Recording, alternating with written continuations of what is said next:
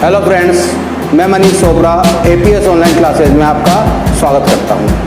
आज हम लोग बात करेंगे सेल का विद्युत वाहक बल क्या होता है।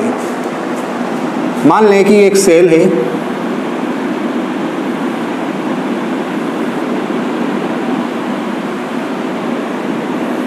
ये एक सेल है, ये प्लस और ये minus, plus terminal minus terminal. कोई सेल होता है और अगर इस सेल को हम किसी परिपथ में नहीं लगाएं, इस सेल को हम किसी भी परिपथ में नहीं लगाएं, या ये कह दें कि ये सेल खुले परिपथ में हो, किसी परिपथ में नहीं है, सेल खुले परिपथ में है, तो सेल के सिरों पर जो वोल्टा होगी उस वोल्टा को हम सेल का विद्युत वाहक बल कहते हैं। जैसे मान लिया कि ये सेल है आपका 1.5 वोल्ट का, कितने वोल्ट का है? 1.5 वोल्ट का।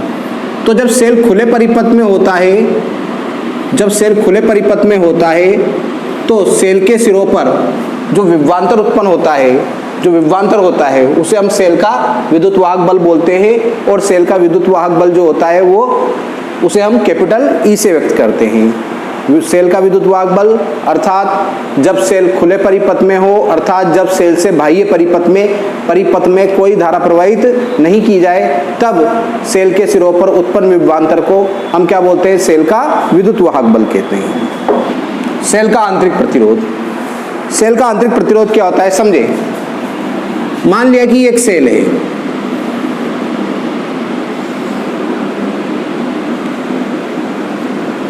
और सेल भी कौन सा है? लेक्लांसी सेल है। ये एक सेल है, लेक्लांसी सेल। मैंने क्या किया, कैसे बनाते हैं, इस सेल में मैंने पानी भर लिया, इस सेल में मैंने पानी भर लिया और इस पानी के अंदर मैंने NH4Cl मिला दिया। जैसे मैं इसके अंदर NH4Cl मिलाऊंगा पानी के अंदर, तो ये पानी को हम बोलेंगे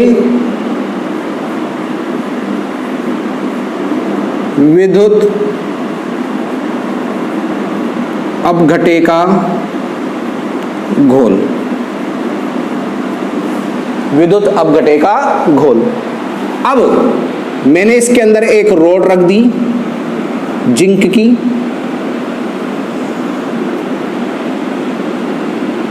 ये मैंने एक जिंक की रॉड रख दी, ठीक है। और एक मैंने कार्बन की एक रॉड रख दी, एक जिंक की रॉड रख दी और एक मैंने कार्बन की रॉड रख दी। ये धन का कार्य करेगी। इन दोनों छड़ों को अपन बोलते हैं इलेक्ट्रोड। जब हम इस सेल का विद्युत वाहक बल नापेंगे, जब हम इस सेल के सिरों पर विभवांतर नापेंगे, तो जो विभवांतर होगा उसे हम बोलेंगे इसकी विद्युत वाहक बल, और विद्युत वाहक बल को हम बोलते हैं कैपिटल ई। अब मैंने क्या किया, इस सेल को मैंने एक परिपथ में लगा दिया, परिपथ का प्रतिरोध मैंने मान लिया कैपिटल आर है। जैसे ही मैं इसको एक परिपथ में जोड़ूंगा, धारा प्रवाहित होगी प्लस से माइनस की ओर। और जैसे ही इस सेल से जब मैं धारा प्रवाहित करूंगा, तो इस सेल के अंदर जो विद्युत अपघटे का घोल है, इस विद्युत अपघटे के घोल में NH4Cl मिला हुआ है। NH4 मतलब प्लस और Cl माइनस, तो NH4Cl में NH4 और Cl माइनस जो होंगे, तो NH4 प्लस तो जो होगा वो जिंक की रोड की ओर गतिमान होगा, और Cl माइनस जो होगा वो कैथोड मतलब प्लस कार्बन छड़ की ओर गतिमान होगा। तो NH4 तो जो होगा वो तो जिंक रोड की ओर गतिमान होगा, और Cl माइनस जो होगा वो कार्बन रोड की ओर गतिमान होगा। और जैसे ही आयन्स गतिमान होंगे तो आयनों के बीच में टक्कर होगी, और आयनों के बीच में जैसे ही टक्कर होगी, इस आयन विद्युत अपघटे के गोल के अंदर मतलब सेल के अंदर एक प्रतिरोध उत्पन्न हो जाएगा, जिसे हम बोलेंगे सेल का आंतरिक प्रतिरोध,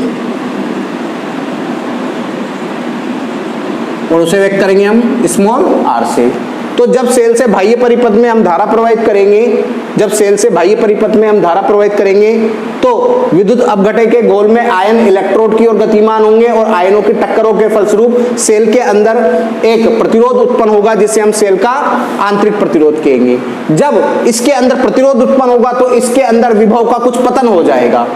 तो विभव का पतन होगा तो कितने विभव का पतन होगा? V बराबर होता है I R, ओम के नियम से। अब धारा प्रवाहित हो रही है R और अंदर प्रतिरोध उत्पन्न हो रहा है स्मॉल r, तो विभव कितना पतन होगा? विभव पतन IR, इतना विभव का पतन हो जाएगा, इतना विभव खत्म हो जाएगा अंदर के अंदर ही, सेल के अंदर इतना विभव खत्म हो जाएगा। अब इतना विभव खत्म हो जाएगा तो खुले परिपथ में तो था E, सेल के अंदर जब परिपथ में धारा प्रवाहित करी तो विभव का पतन हो गया IR, तो E में से IR घटाएंगे तो जो सेल का विभवांतर होगा उसे हम सेल की टर्मिनल वोल्टा कहेंगे, सेल की टर्मिनल वोल्टा कहेंगे।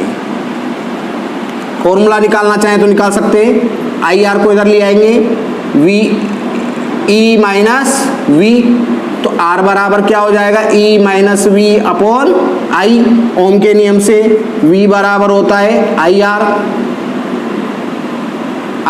तो I बराबर कितना हो जाएगा? V अपॉन R, तो स्मॉल r बराबर कितना हो जाएगा? E minus V upon V into R। ये आपका क्या निकल गया? सेल का आंतरिक प्रतिरोध का सूत्र निकल गया, और ये आपकी सेल की टर्मिनल वोल्टा हो गई। तो टर्मिनल वोल्टा किसे कहेंगे?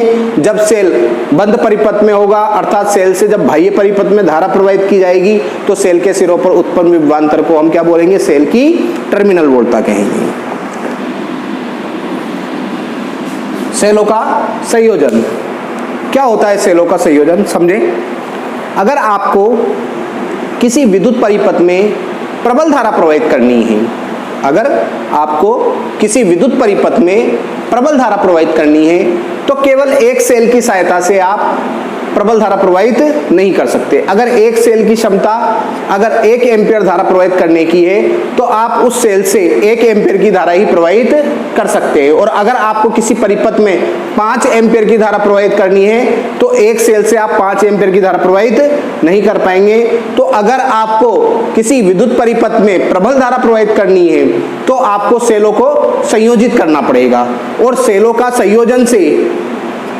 संयोजन जो होता है उसे हम बैटरी कहते हैं। अगर आपने सेलों को संयोजित करा है तो सेलों का संयोजन क्या कहलाएगा? आपका बैटरी कहलाएगा। अब सेलों का संयोजन जो होता है वो 2 प्रकार का होता है। एक होता है आपका श्रेणीक्रम संयोजन,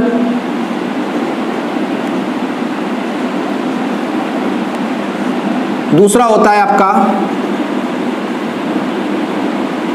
समांतर क्रम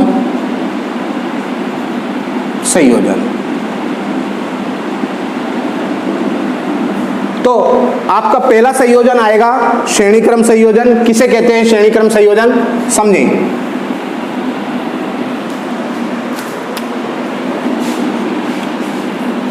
अगर ये एक सेल है,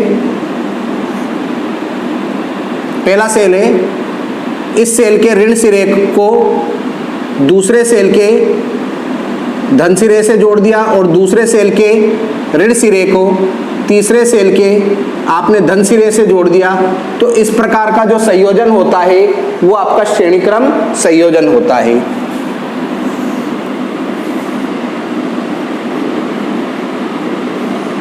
इन 3 सेलों को संयोजित करके अपन ने एक परिपथ में धारा प्रवाहित करी, उस परिपथ का प्रतिरोध कितना है? कैपिटल R है। कितनी धारा प्रवाहित कर रहे हैं? I धारा। ये पहला सेल है, A से B तक, फिर B से C तक दूसरा सेल है, फिर C से D तक तीसरा सेल है। इस सेल का विद्युत वाहक बल मैंने मान लिया E1, आंतरिक प्रतिरोध मान लिया R1। इस सेल का विद्युत वाहक बल मान लिया E2 और आंतरिक प्रतिरोध मान लिया R2। इस सेल का विद्युत वाहक बल मान लिया E3, आंतरिक प्रतिरोध मान लिया R3। ठीक है, इन सेलों को अपन ने संयोजित किया है, तो सेलों का संयोजन जो होता है वो होता है बैटरी। ये अपन ने बैटरी बना दी।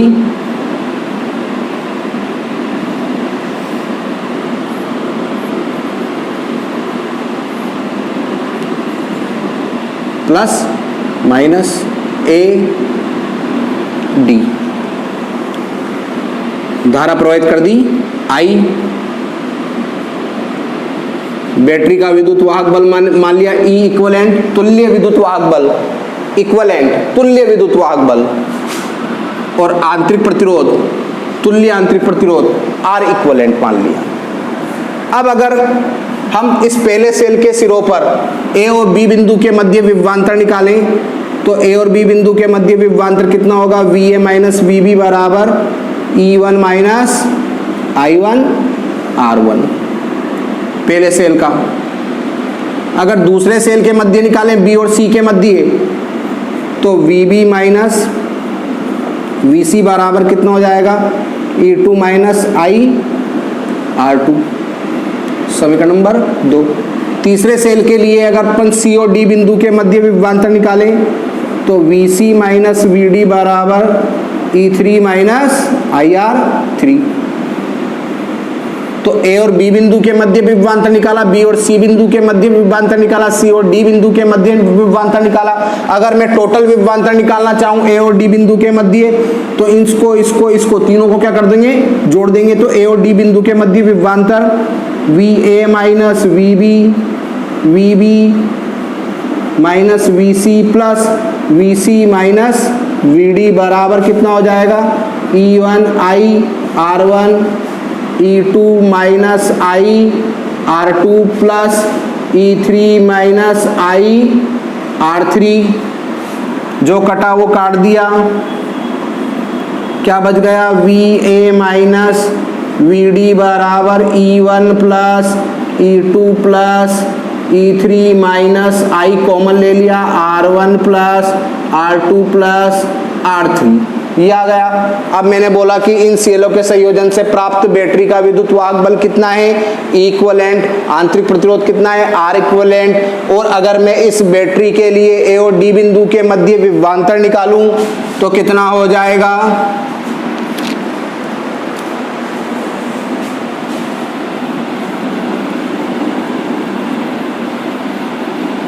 विभवांतर कितना हो जाएगा, देखें V A minus V D बराबर कितना हो जाएगा, E equivalent minus I R equivalent. ये फॉर्मूला मैंने आपको बताया था, जब सेल से परिपथ में धारा प्रवाहित होगी तो फॉर्मूला था V बराबर ई माइनस आई आर। तो अब इनकी तुलना करें, अपन तुलना करें समीकरण 4 की और समीकरण 5 की तुलना करें। समीकरण 5 की और समीकरण 4 की तुलना करेंगे तो E इक्वलेंट बराबर कितना आ जाएगा, E1 plus E2 plus E3, और R इक्वलेंट बराबर कितना आ जाएगा, R1 plus R2 plus R3 आ जाएगा। अगर मान लें कि अगर परिपथ में स्मॉल n सेल जुड़े हुए हों, अगर अपन ये मान लें कि परिपथ में स्मॉल n सेल जुड़े हुए हों तो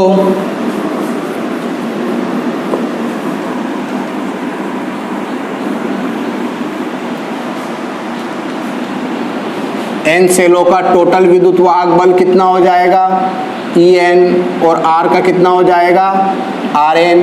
अगर मैं मान लूँ कि जितने भी सेल जुड़े हुए हैं उनका विद्युत वाहक बल समान है और उनका आंतरिक प्रतिरोध भी क्या है, समान है, तब E इक्वलेंट बराबर कितना हो जाएगा, E plus E plus date date dash E, और R इक्वलेंट कितना हो जाएगा, R plus R plus R plus R, E plus E और E 2E और E 3E और N तक जोड़ेंगे तो NE, ऐसे ही NR। ठीक है भाई। अब मैंने बोल दिया कि इन सेलों से परिपथ में कितनी धारा प्रवाहित हो रही है, कैपिटल I धारा प्रवाहित हो रही है। तो I बराबर क्या होगा, ओम के नियम से V बराबर होता है IR, तो I बराबर कितना हो जाएगा, V अपॉन R। तो V की जगह है आपका E इक्वलेंट अपॉन प्रतिरोध कितना हो जाएगा, बाह्य परिपथ का प्रतिरोध है R और सेल का प्रतिरोध है R इक्विवेलेंट, तो दोनों का प्रतिरोध जोड़ देंगे तो I बराबर E इक्विवेलेंट का मान रख देंगे NE और R इक्विवेलेंट का मान रख देंगे NR। ये आपका परिपथ में धारा प्रवाहित का फॉर्मूला आ गया। अब यदि फर्स्ट कंडीशन, यदि R बड़ा है और NR छोटा है, R अगर बड़ा होगा और NR छोटा होगा तो इसको नगण्य मानेंगे, तो कितना हो जाएगा I NE बटा R। दूसरी कंडीशन, यदि R लेस देन कितना हो NR, तो इसको अपन नगण्य मानेंगे, तो क्या बचेगा I बराबर NE बटा NR, ये कट गया तो I बराबर कितना बचा E बटा R। तो अब आप देखें कि आपने श्रेणी क्रम संयोजन किया तो अगर ये कंडीशन है तो धारा E अपॉन R है और ये कंडीशन है तो धारा N गुना बढ़ गई। सीधी सी बात है, अगर ये कंडीशन है तो धारा N गुना बढ़ी और अगर ये कंडीशन है तो धारा E अपॉन R आई। धारा प्रवाहित हो रही है परंतु बढ़ नहीं रही। ठीक है, चाहे आप 10 सेल लगा दो इस स्थिति में या 1 सेल लगा दो, 1 सेल से भी उतनी ही धारा प्रवाहित होगी जितनी 10 सेलों से प्रवाहित होगी, क्योंकि फॉर्मूला आ रहा है E अपॉन R। E क्या है? 1 सेल का विद्युत वाहक बल, R परिपथ का प्रतिरोध, तो 1 सेल का विद्युत वाहक बल से जो धारा प्रवाहित होगी वही 10 सेलों से प्रवाहित होगी, तो फिर 10 सेल क्यों लगाएं, एक ही सेल से काम चला लेंगे। तो श्रेणी क्रम का औचित्य इस स्थिति में कभी भी नहीं है। अगर परिपथ का प्रतिरोध कम हो और बैटरी का प्रतिरोध ज्यादा हो तो श्रेणी क्रम संयोजन करना कभी भी औचित्य में नहीं है। श्रेणी क्रम का औचित्य तभी होता है जब बाह्य परिपथ का प्रतिरोध तो ज्यादा हो और बैटरी का प्रतिरोध क्या हो, कम हो। अगर सेलों का प्रतिरोध या बैटरी का प्रतिरोध कम होगा तो उस स्थिति में आपको क्या करना चाहिए, अगर प्रबल धारा प्रवाहित करनी है तो आपको हमेशा श्रेणी क्रम संयोजन करना चाहिए। ठीक है, अब देखते हैं अगला। ये आपका सेलों का संयोजन में आपका श्रेणी क्रम संयोजन हो गया। अब समांतर क्रम संयोजन हम अगली वीडियो में देखेंगे। धन्यवाद।